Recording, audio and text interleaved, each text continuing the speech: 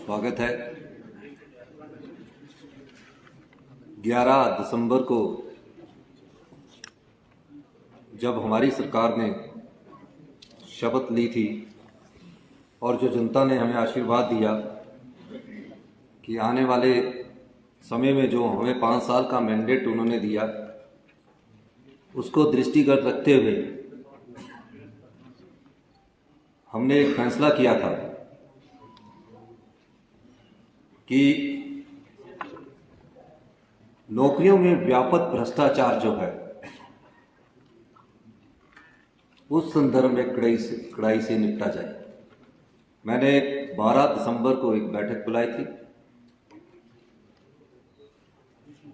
और कुछ पुलिस के अधिकारियों को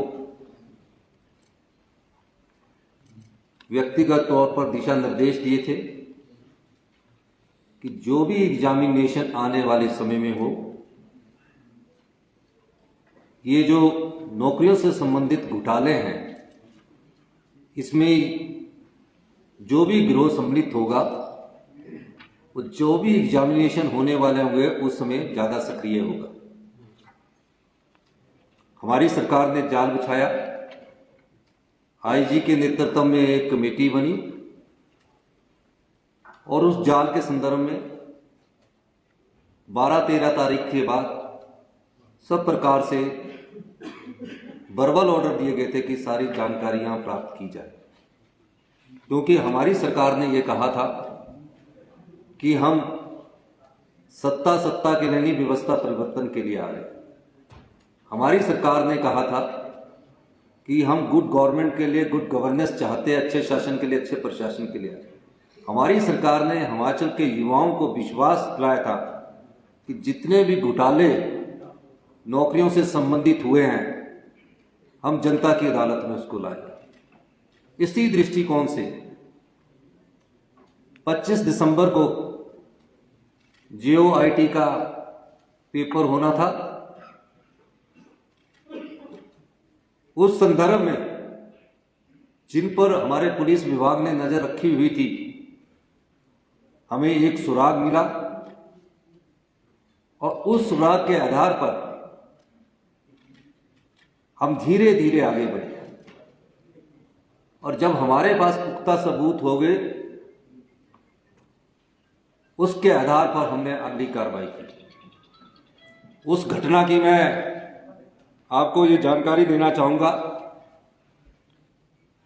पुलिस स्टेशन राज्य स्तरीय एवं भ्रष्टाचार निरोधक ब्यूरो हमीरपुर में दिनांक 23/12/2022 को श्री अभिलाष कुमार सुपुत्र श्री मदन लाल गांव एवं डाकघर टीहरा, तहसील सुजानपुर, जिला हमीरपुर द्वारा PC एक्ट की धारा 7 और भारतीय दंड संहिता की धारा 420/120B के अंतर्गत एक FIR संख्या 4/22 दर्ज करवाई गई।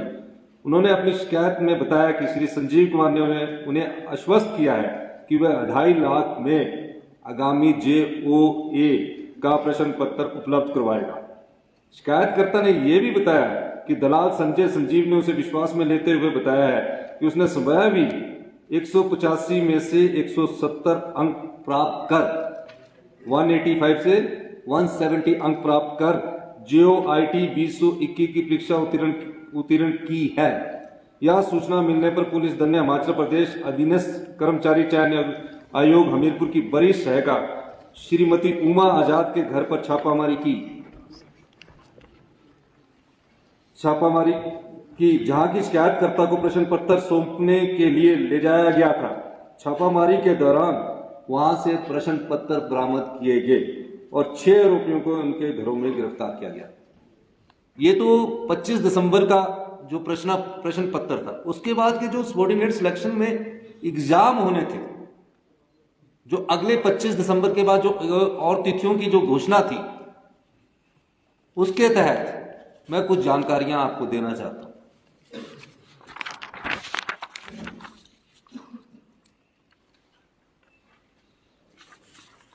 क्योंकि पैसे का आपको पता लग गया है।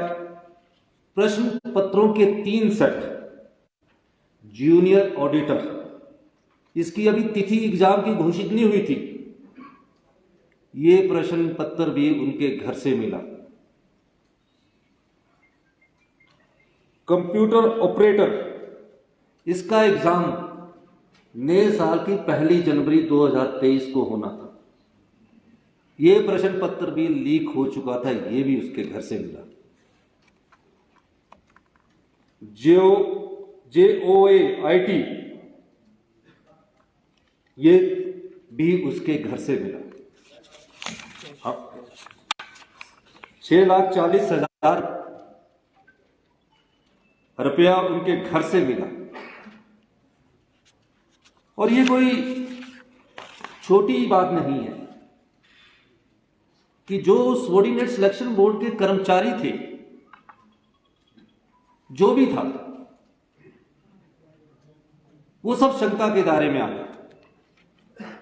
और ये जो धंधा था पिछली भारतीय जनता पार्टी की सरकार से शुरू हुआ, उसको विस्तृत जानकारी प्राप्त की गई, सभी सूत्रों से पता किया गया, तो कहा गया कि कई ऐसे जिनके रिजल्ट निकल चुके हैं वो लोग भी चयनित हो गए। हमारी सरकार ने फैसला किया, गंभीर बात है, और इस दृष्टिकोण से हमने एक SIT का गठन किया जो पूरी छानबीन कर रही है। उसके बाद जब विश्वास ना रहे किसी संस्था पर, हमने फैसला किया कि जो भी सबऑर्डिनेट सिलेक्शन बोर्ड में भविष्य के जो पेपर लीक हुए हैं, एग्जाम हुए हैं, वो इस स्थिति में तो नहीं हो सकते जहां कर्मचारी सम्मिलित हो। उस दृष्टिकोण हमने पिछले कल फैसला किया कि सबऑर्डिनेट सिलेक्शन बोर्ड द्वारा जो भविष्य में जो भी अभी परीक्षाएं ली जानी थी या ली जानी है, उनको परीक्षाओं को तो आगे पोस्टपोन किया गया, लेकिन चयन कर्मचारी द्वारा जो परीक्षा ली जाएगी उस बोर्ड को हमने सस्पेंड कर दिया गया है और उन सबको SIT के दायरे में लाकर इंक्वायरी शुरू कर दी गई है। और जो आगे की परीक्षाएं होंगी, हम उस पर अध्ययन कर रहे हैं कि किस प्रकार से ट्रांसपेरेंट तरीके से हिमाचल के 14 लाख युवा है जो अपने मन में एक सरकारी नौकरी का सपना सुजोए रखते हैं, हमेशा सोचते हैं कि पढ़ लिख कर हमें सरकारी रोजगार मिलेगा। गरीब माँ बाप का भी एक सपना होता है कि उसका बेटा सरकारी नौकरी लग जाए, अपने बच्चे को कड़ी मेहनत से वो पढ़ाता है। हमारी सरकार का दृष्टिकोण बिल्कुल साफ है, आने वाले समय में पारदर्शी तरीके से नियुक्तियां हो, कोई भाई भतीजावार ना हो, मेरिट को इग्नोर नहीं किया जाए, कोई रिश्तेदारी ना देखी जाए। बड़े दुख के साथ कहना पड़ता है कि पिछली 5 साल की भारतीय जनता पार्टी की सरकार ने अपनी आंखें मूंद रखी थी। अयोग्य उम्मीदवार चुने जा रहे थे, पेपर खरीदे जा रहे थे, पर भारतीय जनता पार्टी की पिछली सरकार के कान पर जू नहीं रेंग रही थी।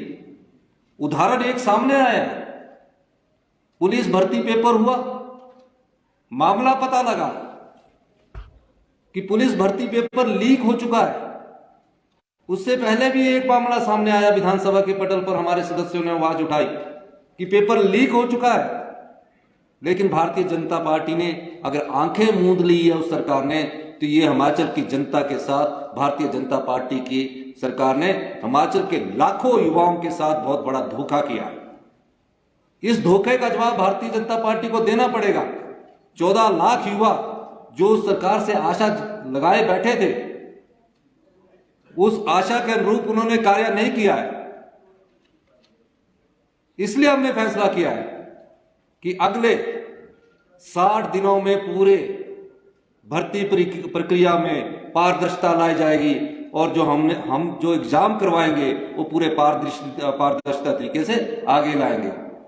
और जो भी पेपर लीक करने वाले सम्मिलित होंगे उनके तहत एक्ट में हम प्रोविजन देख रहे हैं कि कोई स्ट्रिक्ट एक्शन कैसे लिया जा सकता है, उस दृष्टिकोण से भी हम कार्य कर रहे हैं। इसलिए मैं आप लोगों से ये कहने आया हूं कि जो सरकार पिछली थी उस सरकार की भी गलतियां हैं। हम सारी जानकारी अभी और एकत्रित कर रही है। कुछ और सनसनीखेज जानकारियां हम आने वाले वक्त में आपके सामने लाएंगे। लेकिन सबॉर्डिनेट सिलेक्शन बोर्ड को पिछले कल हमने बैठक की, अधिकारी महोदयों से, विधायक नेताओं से हमने पूछा और एक नीतिगत फैसला किया गया कि इसकी वर्किंग को पारदर्शिता लाना पड़ेगा। होता क्या है, इन संस्थानों में जो व्यक्ति पीएन लग जाता है वो यहीं प्रमोशन लेगा, यहीं से रिटायर होगा, यहीं से प्रमोशन लेगा, यहीं से रिटायर होगा। वो 35 साल तक एक ही संस्थान में लगा रहेगा। और जो 35 साल में एक संस्थान में लगा रहेगा, जो ये महिला पकड़ी गई है, इसके बेटे ने टॉप किया। भारतीय जनता पार्टी की सरकार थी, तब भी उनकी आंखें नहीं खुली। हमने फैसला लिया कि इस सबॉर्डिनेट सिलेक्शन बोर्ड को, उनके सभी अधिकारियों को जो सरकारी है उनको हम शिमला बुला दिया, बाकियों को सबको सस्पेंड कर दिया। और हम आगे ये फैसला कर रहे हैं कि अगली जो चयन प्रक्रिया है उसमें पारदर्शिता लाई जाएगी और 60 दिन के अंदर जो इंटरव्यू कैंसिल हुए हैं उनको द्वारा से किस एजेंसी के द्वारा शुरू किया जाएगा उसका फैसला आने वाले वक्त में आपको बता दिया जाएगा। जिन भी युवा साथियों ने हिमाचल प्रदेश में रिटन एग्जामिनेशन पास कर चुके हैं, मेहनत करके रिटन एग्जामिनेशन पास कर चुके हैं, हम वो भी देखेंगे कि कहीं वहां भी कोई पेपर लीक की वारदात तो नहीं हुई है। अगर पेपर लीक की कोई वारदात नहीं होगी तो उनके डॉक्यूमेंटेशन वाला जो इंटरव्यू है उसको भी हम आगे बढ़ाएंगे। और आने वाले समय में हम हिमाचल के युवाओं को यह विश्वास देना चाहते हैं कि हम पूरी तरह से एक पारदर्शी, नैतिक से भरपूर ट्रांसपेरेंट सिस्टम लाएंगे और अगली भर्तियां भी हम जल्दी ही शुरू करेंगे। जितने भी सरकारी रोजगार है उनको रोजगार के अवसर उपलब्ध करवाएंगे। आप लोगों ने मेरी बात सुनी, कोई सवाल पूछना चाहता है? आपका बहुत बहुत धन्यवाद। अभी जहां की शिकायत आई है उस पर कार्रवाई की गई है।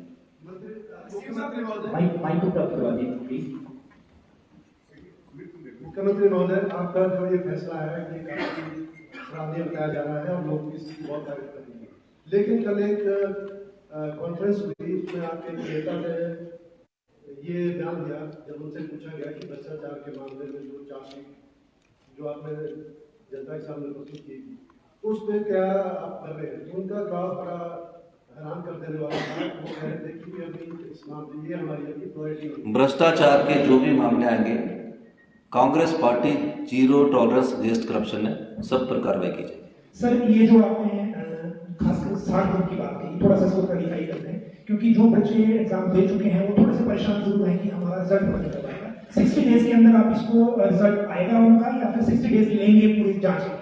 जो बच्चे एग्जाम दे चुके हैं उनका परीक्षा परिणाम तो डॉक्यूमेंटेशंस पर है। किस प्रकार संस्था सबॉर्डिनेट सिलेक्शन बोर्ड लेगा, किस तरीके से लेगा या पब्लिक सर्विस कमीशन लेगा, वो मॉडलिटीज तय की जा रही है। मेरा यह मानना है कि 25-30 दिन में हम सारी मॉडलिटीज तय कर देंगे और उसके आधार पर आगे की कार्रवाई करेंगे। आपने ये जो बात कही है कि पिछली सरकार की भूमिका रही है, इसमें जो सारा हो जाना है, जैसे आपका पिछली सरकार का रहना है, किस तरह से थोड़ा सा देखिए, पिछली सरकार के समय पुलिस भर्ती लीक मामला हुआ, घोटाला हुआ, क्या कार्रवाई हुई? मुख्यमंत्री जी ने कहा कि हम सीबीआई इंक्वायरी करवाएंगे। कांग्रेस पार्टी में विधायक दल के साथ गवर्नर के पास देखिए सीबीआई इंक्वायरी की नोटिफिकेशन तो करवा। तो जो दोषी थे उनको बचाने की कोशिश पिछली सरकार ने की। हमें जैसे ही पता लगा हमने आते ही निर्देश दिया और उस पर कार्रवाई हुई। आज युवा के भविष्यों से खिलवाड़ किसने किया? अगर पीछे ही ये काम रोक देते तो आने वाले समय में इस प्रकार के घोटाले ना होते। हम सब प्रकार के घोटालों की जांच कर रहे हैं। हम ड्रग माफिया के खिलाफ घोटालों की जांच कर रहे हैं, हम वाइन माफिया के खिलाफ घोटालों की जांच कर रहे हैं। अभी हमारा बजट सेशन आएगा, हम एक दिशा तय करके चल रहे हैं और उस दिशा के तहत भ्रष्टाचार घोटाले का इस सरकार में कोई वास्ता नहीं है। ये पिछली सरकार के भाई बहन थे। सर, जब आप विपक्ष में थे आप कहते थे कि पूर्व मुख्यमंत्री की अफसरशाही पर पकड़ कमजोर है। अब आप मुख्यमंत्री हैं, आपसे जानना चाहूंगी कि अब आपकी नजर में अफसरशाही पर पकड़ की सही परिभाषा क्या है? ये क्वेश्चन नहीं है।